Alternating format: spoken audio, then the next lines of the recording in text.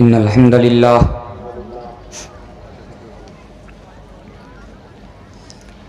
नहमदुहु व नस्तईनुहु व नस्तगफिरुहु व नऊज़ु बिल्लाहि मिन शुरूरि अनफुसिना व मिन सय्यिआति अमालिना मन यहदिहिल्लाहु फला मुदिल्ल लहु व मन युद्लिल फला हादिय लहु व अशहदु अल्ला इलाहा इल्लल्लाहु वहदहु ला शरीक लहु व अशहदु अन्ना मुहम्मदन अब्दुहु व रसूलुहु या अय्युहल्लज़ीना आमनुत्तक़ुल्लाहा हक़्क़ तुक़ातिहि व ला तमूतुन्ना इल्ला व अंतुम मुस्लिमून या अय्युहन्नासुत्तक़ू रब्बकुमुल्लज़ी ख़लक़कुम मिन नफ़्सिन वाहिदा व ख़लक़ मिन्हा ज़ौजहा व बस्स मिन्हुमा रिजालन कसीरन व निसाअ वत्तक़ुल्लाहल्लज़ी तसाअलूना बिही वल अर्हाम इन्नल्लाहा काना अलैकुम रक़ीबा या अय्युहल्लज़ीना आमनुत्तक़ुल्लाहा व क़ूलू क़ौलन सदीदा युस्लिह लकुम अअमालकुम व यग़फ़िर लकुम ज़ुनूबकुम व मन युतिइल्लाहा व रसूलहु फ़क़द फ़ाज़ फ़ौज़न अज़ीमा अम्मा बअद फ़इन्न ख़ैरल हदीस किताबुल्लाह व खैरुल हदी हदी मुहम्मदिन सल्लल्लाहु अलैहि वसल्लम व शर्रुल उमूरि मुहदसातुहा व कुल्लु मुहदसतिन बिदअह व कुल्लु बिदअतिन दलाला व कुल्लु दलालतिन फिन्नार अऊज़ु बिल्लाहि मिनश शैतानिर रजीम बिस्मिल्लाहिर रहमानिर रहीम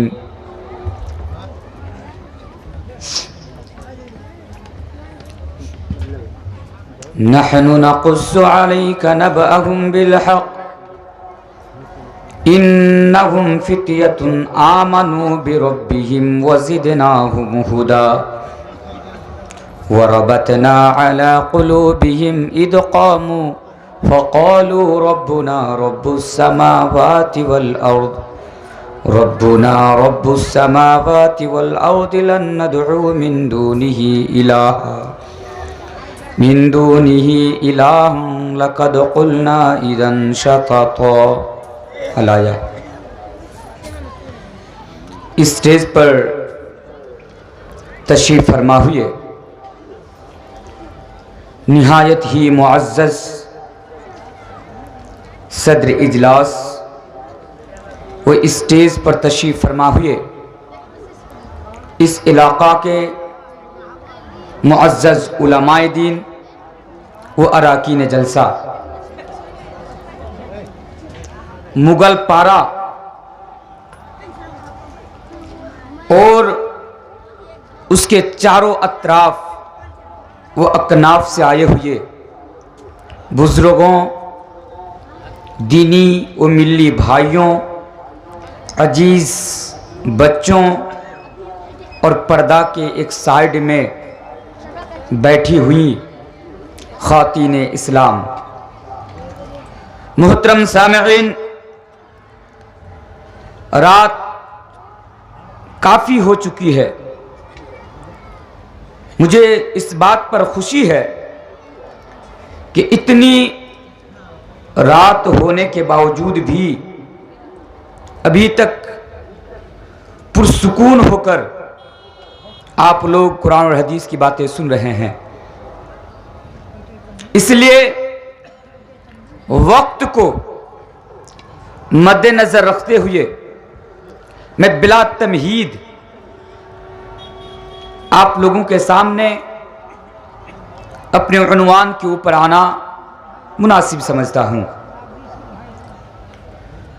आप लोगों को देखते हुए मैंने जो आज मजमून या उन्वान का इंतखाब किया वो है नौजवानों के नाम चंद अहम पैगाम।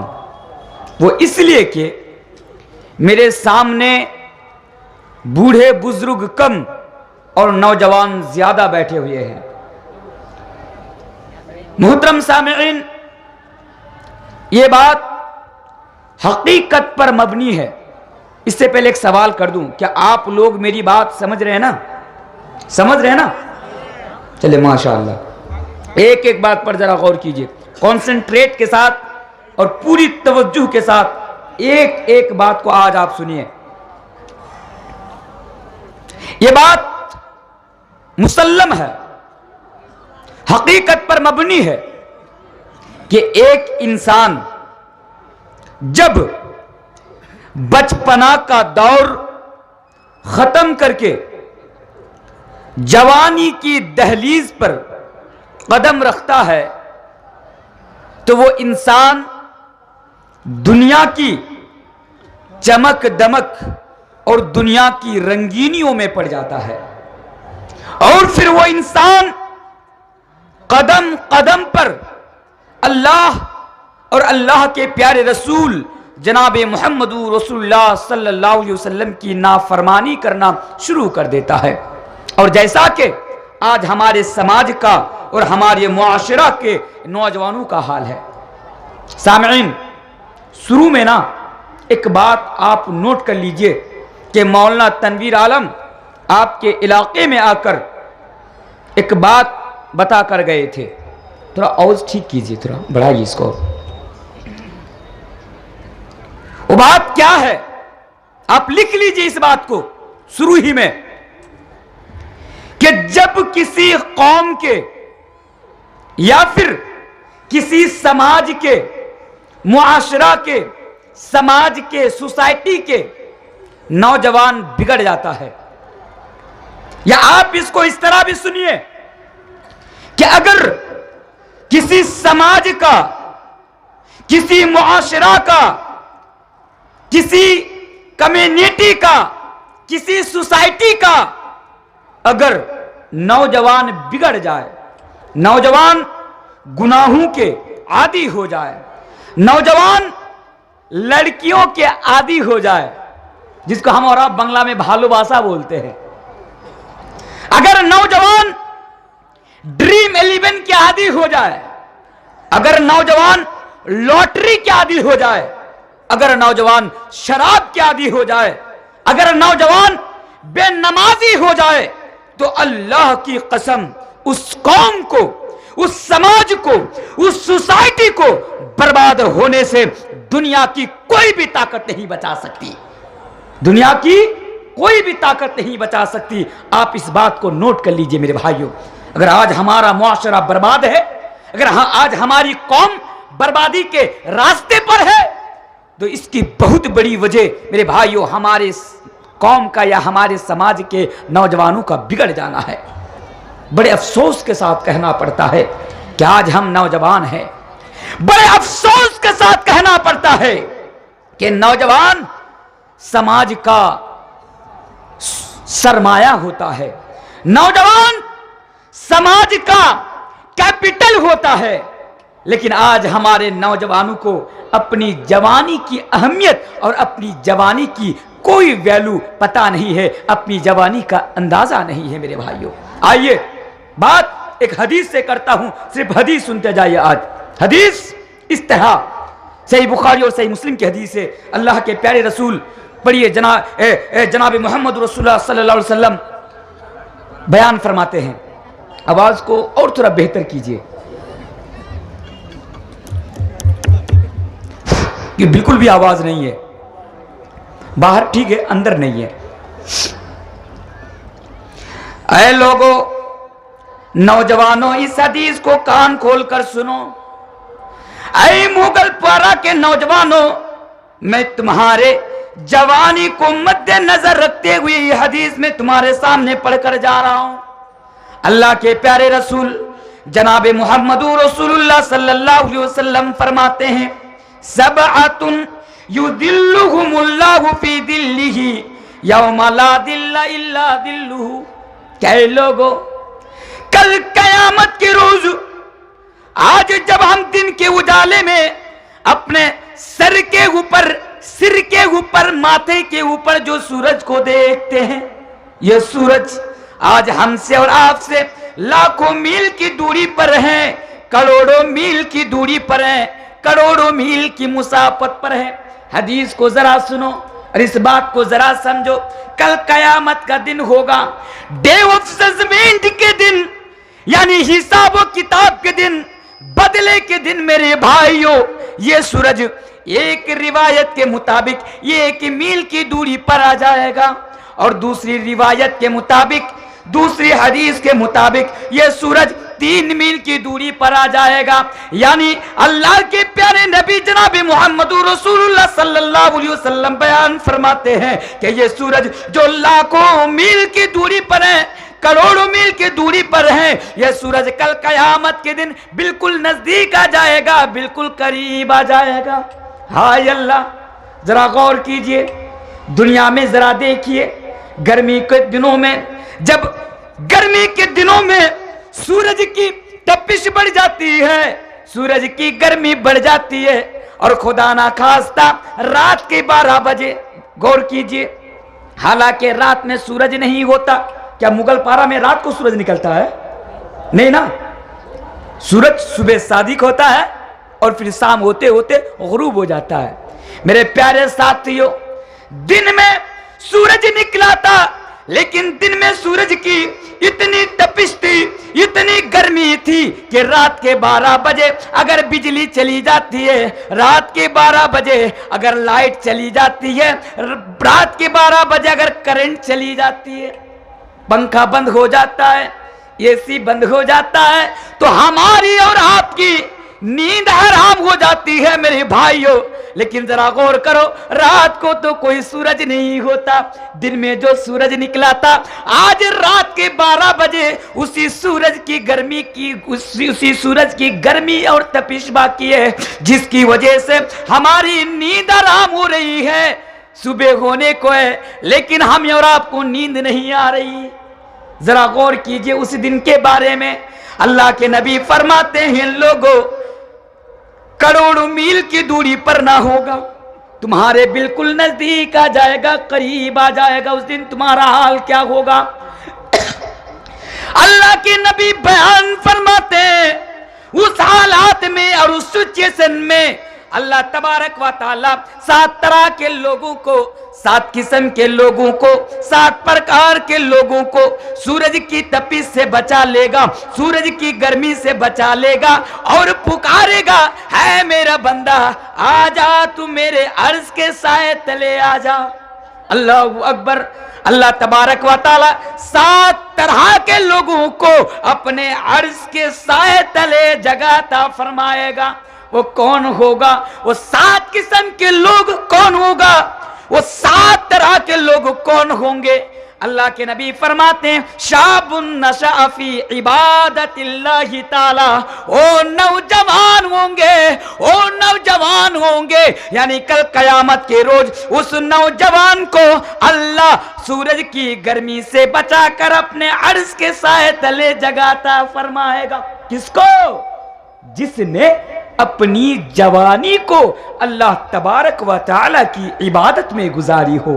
हदीस को सामने रखिए, मेरे सामने बैठे हुए नौजवानों, जरा सोचिए अपने दिल पर हाथ रखकर, जरा सोचिए अपने दिल पर हाथ रखकर, क्या उन नौजवानों में आप शुमार होंगे? क्या उन नौजवानों में आप शुमार होंगे कि कल कयामत के रोज अल्लाह के अर्श के साए तले आपको जगह मिलेगी? नहीं मेरे भाइयों, नहीं, बिल्कुल नहीं। क्यों? आज हमारी जवानी कहां गुजर रही है? लड़कियों के पीछे घूम घूम कर गुजर रही है। माफ करना, अगर हमारे गांव से आज हमारे समाज के नौजवानों का हाल तो यह है, माफ कीजिएगा, बड़े कड़वी अल्फाज में बता के जा रहा हूं। अगर एक खूबसूरत लड़की यहां से निकलती है गांव से, तो लड़के लोग, नौजवान लोग कुत्ते की तरह उसका पीछा करना शुरू कर देते हैं। कहां तक? वहां तक बाइक दौड़ाते हैं जहां तक लड़की नहीं पहुंच, अपने मंजिल को नहीं पहुंच जाते हैं। आज हमारे नौजवानों का यह हाल है। नौजवानों, जरा ईमानदारी के साथ मुझे बताना, क्या कल कयामत के रोज अल्लाह के अर्श के साए तले तुम्हें जगह मिलेगी? नहीं मिलेगी। क्यों नहीं मिलेगी? क्योंकि आज तुम्हारी जवानी अल्लाह तबारक व तआला की इबादत में नहीं गुजर रही है। आज तुम्हारी जवानी खैर के कामों में नहीं गुजर रही है। आज तुम्हारी जवानी अच्छी जगह पर नहीं, अच्छी चीजों पर नहीं गुजर रही है। मेरे भाइयों, तुम्हारी जवानी कहां कहां गुजर रही है ये तो तुम ज्यादा बेहतर जानते हो मुझसे। होटलों में गुजर रही है, पार्कों में गुजर रही है, सिनेमा हॉलों में गुजर रही है। मुझसे ज्यादा आप ही बेहतर जानते हैं कि आपकी जवानी कहां कहां गुजर रही है। इसलिए जवानों, अभी भी वक्त है, अपनी जवानी को अल्लाह तबारक व तआला की इबादत में गुजारो। जवानों, यह मेरा पहला पैगाम है आपके नाम कि अपनी जवानी को अल्लाह तबारक व तआला की इबादत में गुजारो। याद रखो, ये जो जवानी है ना, तुम अपनी जवानी में जितनी इबादत अल्लाह तबारक व तआला की कर पाओगे, बुढ़ापे की उम्र में नहीं कर पाओगे। क्यों? क्योंकि जवानी का दौर ताकत का दौर होता है। बात समझ में आ रही है? जवानी का दौर ताकत का दौर आता है। एक जवान क्या होता है? एक बूढ़ा गांव में बोलते देखे होंगे ना कि साहब जब मैं जवान था 50 किलो 60 किलो अपनी पीठ पर लाद कर चला जाता था, अब तो बूढ़ा हो गया, वो 10 किलो का वजन भी हमसे उठाया ना जाता। जवाब देते कि नहीं देते? देखिए, जवानी का दौर ताकत का दौर होता है। इसलिए जवानी में आप ज्यादा से ज्यादा अल्लाह की इबादत कर लीजिए, क्योंकि जवानी में आप जितनी इबादतें अल्लाह तबारक व तआला की कर पाएंगे, बुढ़ापे में नहीं कर पाएंगे। मेरे भाइयों, जवानी का दौर यानी ताकत का दौर होता है। आप लोग देखे होंगे ना कि जब शुरू में कोरोना वायरस आया था, कोरोना वायरस से तो हम और आप सब परेशान थे कि नहीं थे? शुरू में जब कोरोना वायरस आया था तो हू की तरफ से ये गाइडलाइन जारी किए गए थे कि कोरोना वायरस से सबसे ज्यादा खतरा किस तबका के इंसानों को है? किसको? बूढ़े को। क्यों? बूढ़ा कमजोर होता है। बच्चे को। लेकिन नौजवानों को कोरोना वायरस से ज्यादा खतरा नहीं है। क्यों नहीं है? क्योंकि एक इंसान जब जवान होता है तो वो बड़ा ताकतवर होता है, उसकी बॉडी मजबूत होती है, उसका जिस्म मजबूत होता है और रोग प्रतिरोधक क्षमता ज्यादा पाई जाती है, इम्यूनिटी पावर ज्यादा पाए जाते हैं। इसलिए कि जवान को कोरोना वायरस से ज्यादा खतरा नहीं है। ये कौन कहता है? ये हू कहता है मेरे भाइयों। और अल्लाह ने 1400 साल पहले कुरान में यही तो कहा था कि जवानी के दौर को ताकत का दौर कहा था। जैसे आप उठाइए वो आयत सूरा रूम की, अल्लाह तबारक व तआला कुरान करीम के अंदर सूरतुर रूम के अंदर बयान फरमाते हैं, अल्लाहुल्लज़ी खलक़कुम मिन ज़ुल्फ़िन सुम्मा जअल मिन बादि ज़ुल्फ़िन क़ुव्वा सुम्मा जअल मिन बादि क़ुव्वतिन ज़ुल्फ़न व शैबा। ऐ मेरे बंदो, अल्लाह कहता है कि जब मैंने तुम्हें पैदा किया तो कमजोर बनाकर पैदा किया, फिर मैंने तुमको ताकतवर बनाया, फिर मैंने तुमको कमजोर कर दिया, फिर मैंने तुमको कमजोर बना दिया।